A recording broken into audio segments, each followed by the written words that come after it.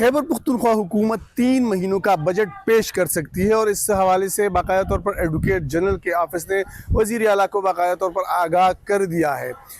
Budget 3 महीनों का budget पेश करने के लिए कानून में गुंजाइश मौजूद है और मौजूदा सूरत हाल में कोई हर्ज नहीं है कि खैबर पख्तूनख्वा हुकूमत पूरे साल के बजाय 3 महीनों का बजट पेश करे। और ये कानून में इस बात की भी गुंजाइश मौजूद है कि इस 3 महीनों का बजट जो है फिर पूरे साल में उसको तौसीह दी जा सकती है। और ये भी बताया गया है कि अगर अपोजिशन जमातें या अपोजिशन लीडर या कोई भी अपोजिशन का नुमाइंदा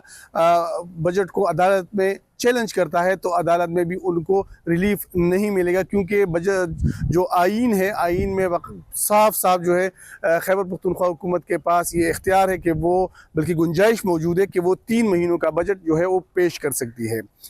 वज़ीर आला खैबर पख्तूनख्वा सुहेल अफरीदी ने इससे कबल पार्लिमानी पार्टी के इजलास में ख्वाहिश ज़ाहिर की थी और ये फ़ैसला किया था कि खैबर पख्तूनख्वा हुकूमत पूरे साल का बजट पेश नहीं करेगी, बल्कि सिर्फ़ और सिर्फ 3 महीनों का बजट पेश करेगी। और इसकी वजह जो बताई जा रही है वो ये है कि एक तो वफाक के साथ उनके कुछ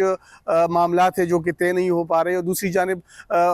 पाकिस्तान तहरीक इंसाफ के अंदरूनी इख्तिलाफात जो है वो भी काफ़ी शदीद हो गए, तो ये भी एक वजह है। अब फिर